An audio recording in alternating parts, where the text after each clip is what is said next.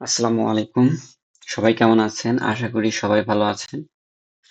যাই হোক আনফরচুনেটলি আমার ফটোশপের ভার্সনটা এবং আপনাদের সবার ফটোশপের ভার্সনটা আলাদা হওয়াতে টুলস গুলার কাজ এবং যেগুলা অপশনগুলো আমি দেখিয়েছি সবগুলো আপনাদের কাছে একটু ডিফিকাল্ট হয়ে গেছে। লক্ষ্য করেছি অনেকেই বুঝতে পারছেন না। দ্যাটস হোয়াই আমি সিদ্ধান্ত নিলাম আপনাদের জন্য যা যা শিখিয়েছি তার উপর ছোট্ট একটা ভিডিও বানাতে। আর আরেকটা কথা বলতে চাই, আসলে অনেক বেশি ডিটেইল শেখাতে গিয়ে যেটা হচ্ছে আপনারা কিছুই শিখছেন না। সেজন্য বেটার হয় আপনাদের প্রথম দিকে যেগুলা দরকার আমার গ্রাফিক এক্সপেরিয়েন্স থেকে আমার মনে যেগুলা হয় যে যেগুলা দরকার ডিজাইন করতে বা যেগুলা খুব বেশি দরকার হয়, যেগুলা জানলে গ্রাফিক্স ডিজাইন পারা যায় বা সিম্পল ডিজাইনগুলা করা যায়, মোটামুটি ডিজাইনগুলাও করা যায়, সেরকম টুলসগুলার কাজ আগে শিখিয়ে নিই আপনাদের। তারপর যখন আমরা রিভিশনে আসি তখন আমরা ডিটেইল শিখব। তবে আপনাদের আগ্রহ যদি থাকে বা প্রশ্ন জাগে কোনটার কাজ কি, কোনটার কাজ যদি জানতে ইচ্ছা হয় তাহলে আমাকে বলবেন। ইনশাল্লাহ ফটোশপের 90% আমার কভার।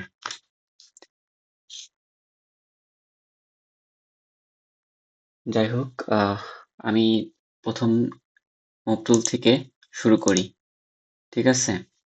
আচ্ছা, ক্লাসে হয়তো অনেক কিছুই কথার মাঝে বলা হয় না, এখন চেষ্টা করবো সবকিছুই বলার, ঠিক আছে? আচ্ছা, মুভ টুল তো আপনারা সবাই বুঝেন, এটা নিয়ে আমি কথা বলছি না।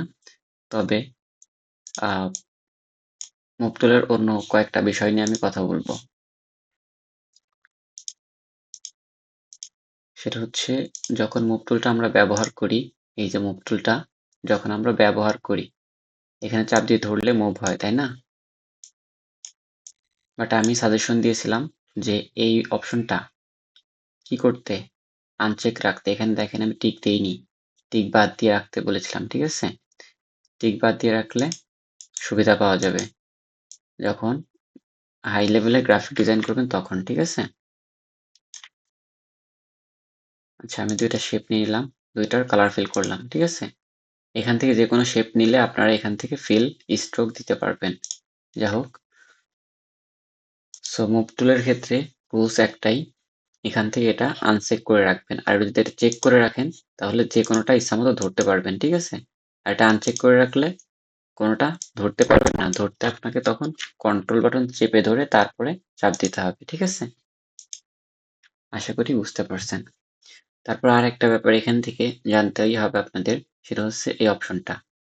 দেখুন এখানে টিক দেওয়া আছে, তার মানে হচ্ছে এই যে চারপাশ দিয়ে দেখছেন একটা ঘর আছে, তাই না? এই ঘরটা হচ্ছে এই টিক দেওয়ার ফলে এসেছে। আমি যদি এখান থেকে টিকটা তুলে দেই তাহলে চারপাশ থেকে ঘরটা চলে গেল, ঠিক আছে? তবে এটা কিন্তু সিলেক্টেড আছে, দেখেন সিলেক্টেড আছে বৃত্ত, বাট এই চারপাশ থেকে ঘরটা চলে গেছে। সেখান থেকে যদি আমি আবার এটা দিয়ে দিই তাহলে ঘরটা আবার দেখা যাবে। আচ্ছা, ঘরের কাজ কি? এই ঘরের কাজ হচ্ছে যে কোনো শেপকে ছোট বড় করা, ঠিক আছে? ছোট বড় করা বা ঘোরানো, ওকে? এটা হচ্ছে ঘরের কাজ, যেটাকে বলা হয় ট্রান্সফর্ম। এটা শেখাবো। যাই হোক, এরপরে আছে মার্ক টুল। এখানে 4 ধরনের মার্ক টুল আছে। একটা হচ্ছে চারকোণ আকৃতি, আর একটা বৃত্তাকৃতি, আর দুইটা হচ্ছে সিঙ্গেল পিক্সেল মার্ক করার জন্য। যাই হোক, আমরা এটা জাস্ট কিছুই না, এখানে এটা এইরকম করে একটা মার্ক অপশন তোলার জন্য এটা ব্যবহার করা হয়। এর বাইরে কিছুই না, ঠিক আছে? এর বাইরে খুব বেশি কাজ নেই এটার। আমরা যখন কোনো কিছু ম্যানুয়ালি সিলেক্ট করতে চাইবো তখন আমরা এরকম ভাবে টান দিয়ে সিলেক্ট করে নেব, ঠিক আছে? এই সিলেক্ট করার মাধ্যমে এই যে সিলেকশনটা হয়েছে এই এতটুকুর মাঝে আমরা কালার অ্যাপ্লাই করতে পারবো অথবা যে কোনো ধরনের এডিট করতে পারবো। সিলেকশন থাকা অবস্থায় যদি আমরা এডিট করি তাহলে বাইরে এডিট হয় না, শুধু সিলেকশনের মধ্যে এডিটটা হয়, ঠিক আছে? যাই হোক, আমি এটা আনসিলেক্ট করে দিলাম, সিলেক্ট থেকে ডিসসিলেক্ট করে দিলাম, ঠিক আছে? এটা সিলেকশন চলে গেল। তাহলে এখানে এতটুকু শিখলেই হবে। আরেকটা ব্যাপার আপনাদের বলে রাখি, এখান থেকে অ্যালাইস এটা সবসময় চেক দিয়ে রাখবেন, ঠিক আছে? এটা সবসময় চেক দিয়ে রাখবেন, তাহলে আপনাদের সিলেকশনের যে ক্রপ যখন করবেন অর্থাৎ কেটে নিবেন কোনো কিছু, সেটা স্মুথ হবে। আচ্ছা, আর ফেদার জিরো রাখবেন, ফেদারের খুব বেশি কাজ নেই, ঠিক আছে? আচ্ছা, তারপরে আমি চলে আসি ল্যাসো টুলে। আচ্ছা, ল্যাসো টুলে আসার আগে এদিক থেকে বলে রাখি, এদিকে যে অপশনগুলো আছে, ঠিক আছে, এই অপশনগুলোর খুব বেশি কাজ নেই, এই অপশনগুলোর খুব বেশি কাজ নেই, সো এগুলা আপাতত আমি দেখাচ্ছি না। তবে এই যে আমি কি নিলাম, এই সিলেকশন টুলটা নিলাম, সিলেকশন টুল নেওয়ার ব্যাপারে আর কিছু রুলস আছে, আমি সেগুলা বলি আপনাদের। আমি এই যে একটা বৃত্ত নিলাম, এই বৃত্তটা কি ইচ্ছামতো হচ্ছে, কোনো সাইজ মেনটেন করে হচ্ছে না। এখন যদি আমি এটাকে শিফট চেপে ধরে টান দেই, কি করি, শিফট চেপে ধরে টান দেই, আমি কিন্তু এখন শিফট চেপে ধরে আছি, দেখেন এটা কিন্তু বৃত্তটা একদম সঠিক থাকছে, অ্যাকুরেট থাকছে, এবং যে কোনো একটা কর্নার থেকে, যেখান থেকে টান দিয়েছিলাম সেই কর্নার থেকে বৃদ্ধি পাচ্ছে, ঠিক আছে? আচ্ছা, আমি এটা ডিসসিলেক্ট করে দেই, আমি এখন শিফট চেপে ধরলাম, এই পাশ থেকে টান দিব, ঠিক আছে? এই পাশ থেকে টান দিলে দেখেন আমার বৃত্তটা কিন্তু ওই পাশ থেকে লম্বা হচ্ছে, মানে ছোট হচ্ছে বা বড় হচ্ছে, এটা আপনাদের বুঝতে হবে। এখন যদি আমি চাই যে বৃত্ত এভাবে না, বৃত্তটা হবে মাঝ থেকে বড় হবে, কি হবে, মাঝ থেকে বড় হবে। মাঝ থেকে বড় যদি করতে চাই তাহলে আমাদের অল্টার চেপে ধরতে হবে, আর রেশিও মেনটেন করে বড় করতে চাইলে শিফট চেপে ধরতে হবে, ঠিক আছে? তাহলে আমি এখন চেপে ধরে আছি শিফট এবং অল্টার, এই দুইটা বাটন চেপে ধরে আছি। এখন আমার বৃত্তটা হবে মাঝ থেকে এবং রেশিও মেনটেন করে, মাঝ থেকে বৃত্ত হচ্ছে এবং রেশিও মেনটেন করে। আমি যেদিকেই টানি বা যেদিকেই মুভ করি এই বৃত্তটা রেশিও মেনটেন করে হবে, এই বৃত্তটা কখনোই ডিম্বাকৃতি বা ওভাল শেপে হয়ে যাবে না, ঠিক আছে? আচ্ছা, এখন আরেকটা ব্যাপার হচ্ছে, এখন যদি আমরা এই বৃত্তটাকে আমি এরকম ধরে রাখা অবস্থাতেই, অর্থাৎ ছোট বড় করতে পারছি, ছেড়ে দিয়ে নিয়ে আমি এখন এই অবস্থাতেই মুভ করতে চাই, তাহলে আমি শিফট চেপে ধরবো, ঠিক আছে? শিফট চেপে ধরলে আমি এটাকে সরাতে পারছি, ঠিক আছে? আচ্ছা, এই ব্যাপারটা হয়তো অনেকেই বুঝবেন না, কালকে ক্লাসে আমি প্র্যাকটিক্যালি এটা বুঝিয়ে দিব, যদি কারো সমস্যা থাকে প্রশ্ন করবেন। আচ্ছা, সিলেকশন টুলের মধ্যে এতটুকুই জানার ছিল, আমি এটাকে ডিসিলেক্ট করে দিলাম।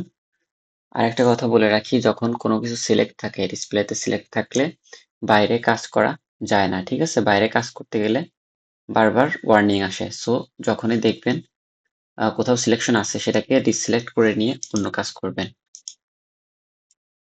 এরপরে আসি হচ্ছে ল্যাসো টুল, এটার নাম হচ্ছে ল্যাসো টুল। ল্যাসো টুল হচ্ছে কি, এই সিলেকশন তৈরি করারই আরেকটা মাধ্যম। এখানে সিলেকশনটা ছিল নির্দিষ্ট, বাট ল্যাসো টুল দিয়ে আমরা আমাদের ইচ্ছা মতো ফ্রি ভাবে কি করতে পারি, সিলেকশন তৈরি করতে পারি।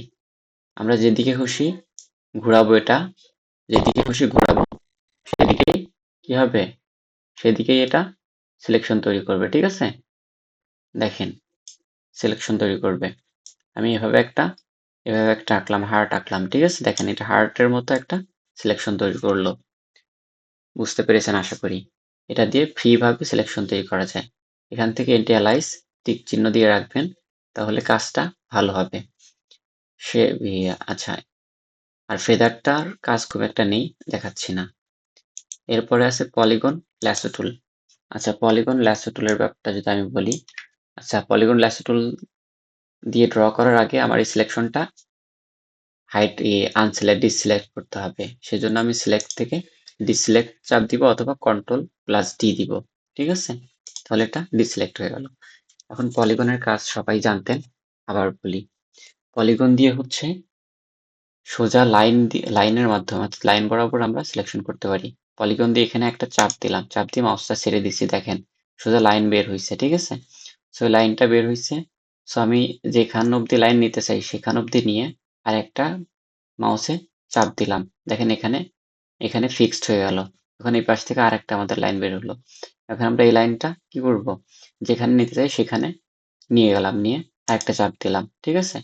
তারপর আমি এই লাইনটাকে আমার ইচ্ছা মতো অন্যদিকে মুভ করছি, আমি এখানে নিয়ে গেলাম, নিয়ে গিয়ে এখানে আরেকটা ট্যাপ দিলাম, তারপর আমি এদিকে গিয়ে এখানে গেলাম, গিয়ে একটা ট্যাপ দিলাম, দেখেন একটা সিলেকশন তৈরি হয়ে গেল এবং একটা অ্যারো হয়ে গেল। সো আমরা এরকম ভাবে কি করতে পারি, পলিগন ল্যাসো টুল দিয়ে এরকম ভাবে আমাদের যে সুবিধা মোতাবেক সিলেকশন তৈরি করতে পারি। এটাকে আমি ডিসিলেক্ট করে দিচ্ছি এখান থেকে, যেটা আমরা কিবোর্ড থেকে Ctrl+D দিলেও একই কাজ হবে। আচ্ছা, Ctrl+D দিয়ে দিলাম। তারপরে আমরা এই শেপটাকে যদি সিলেক্ট করতে চাই, খুব সহজে এটা দিয়ে কি করতে পারি, সিলেক্ট করতে পারি। শেপকে সিলেক্ট করছি না আসলে, শেপের উপর দিয়ে বা শেপের মাপ অনুযায়ী আরেকটা পলিগন দিয়ে আরেকটা সিলেকশন তৈরি করে নিলাম। ঠিক আছে, ওকে, এটাকে আমরা ডিসিলেক্ট করে দিই। আশা করি পলিগনের কাজটা বুঝতে পেরেছেন। তারপরে এর নিচে আছে ম্যাগনেটিক ল্যাসো টুল। ম্যাগনেটিক ল্যাসো টুলের কাজ খুবই কম, আপনাদের এটা দরকার হবেই না। ঠিক আছে, সো আমি ম্যাগনেটিক ল্যাসো টুলটা স্কিপ করে যাচ্ছি। তবে পরবর্তীতে যখন সময় পাওয়া যাবে তখন ম্যাগনেটিক ল্যাসো টুলে আবার দেখিয়ে দেবো। ঠিক আছে, বাট এটা প্র্যাকটিক্যালি কাজে লাগে না। এটা হয়তো যখন ফটোশপ প্রথম দিকে ছিল তখন এই টুলসগুলা কাজ করতো, বাট এখন এগুলার থেকে ভালো ভালো টুলস ডেভেলপ করেছে, দ্যাটস ওয়াই এগুলা কাজে লাগে না।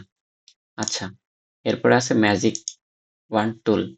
ম্যাজিক ওয়ান টুল, আচ্ছা আমরা জানি ম্যাজিক ওয়ান টুল কালার নিয়ে কাজ করে, অর্থাৎ যে কোনো কালার নিয়ে কাজ করে। আমি যেই কালারের উপরে চাপ দিব সেই কালারটা সে সিলেক্ট করবে। আচ্ছা, ম্যাজিক ওয়ান টুল প্র্যাকটিস করতে গেলে আমাদের অবশ্যই আর একটা ইমেজ নিয়ে আসতে হবে। সেই ইমেজটা, যে ইমেজে অনেকগুলো কালার আছে সেরকম একটা ইমেজ নিয়ে আসতে হবে। আচ্ছা, আমি একটা ইমেজ নিয়ে আসি। আমি একটা ইমেজ আনবো প্লেস এমবেডেড করে। ঠিক আছে, প্লেস এমবেডেড করে একটা ইমেজ নিয়ে আসি। আচ্ছা, আমার হার্ড ডিস্কের মধ্যে ইমেজ রাখা আছে, সেখান থেকে আমি একটা ইমেজ নিয়ে আসি।